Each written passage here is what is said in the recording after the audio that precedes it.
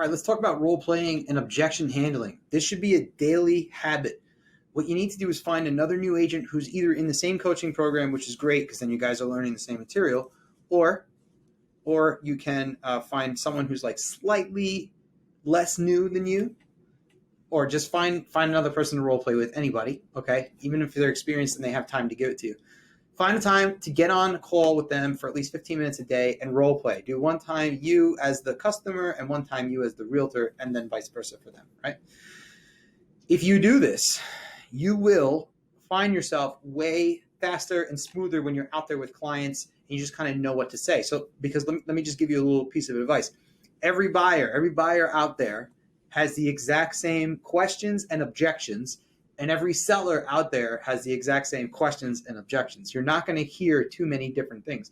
Yes, there will be specifics that pop up, but overall, your experience is going to be the same experience I had, the same experience a lot of realtors had, because the process of buying a home is pretty much the same from state to state. There are little subtle nuanced differences in the process, in the physical, like, doing a little bit extra documentation here, applying for this certificate, applying for that CO. Like, we don't need to do all that here in New York, but I know you have to do it in New Jersey. In Florida, you have to do certain things. In Texas, you have to do other things. But it doesn't change the fact that there's still going to be a first-time home buyer purchasing a home with no idea how to do that.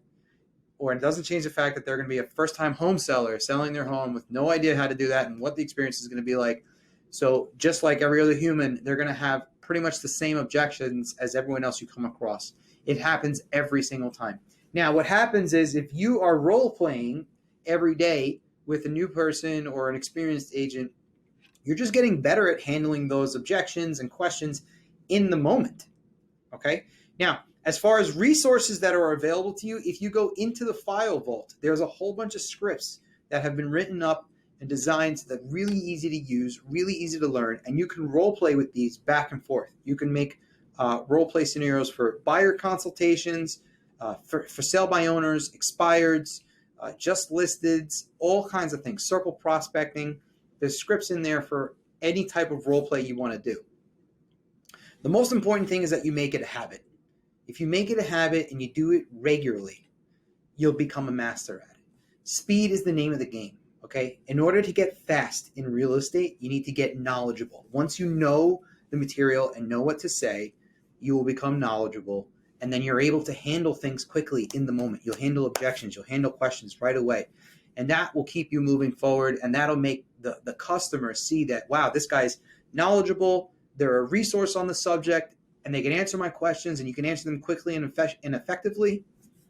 They're going to stick with you because your level of confidence is going to play out into how you treat these people. And if you're role playing and you're handling these objections daily, even if it doesn't have to be every day, I mean, you can do it every other day, right? But you just make a point to take time to practice.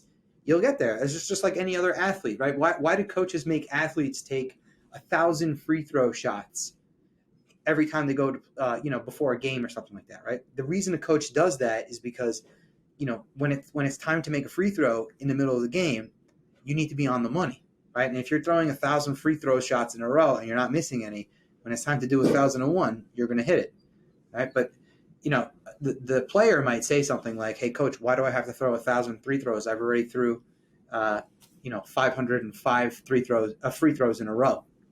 Right? Well, the coach knows, okay, yeah, but you need to be so good at this that you could keep going and keep hitting them, right? So that's kind of the point. Is like you just keep practicing, you just keep rehearsing, because when it's game time, you'll be able to execute faster, smarter, better, and you just keep doing it indefinitely. And just so you know, top producers, even to this day, always role play. They constantly practice. Any really good performing person is constantly practicing at what they do. All major athletes practice, and so can you. So get in that habit, partner up with somebody, and you'll have a successful path paved before you.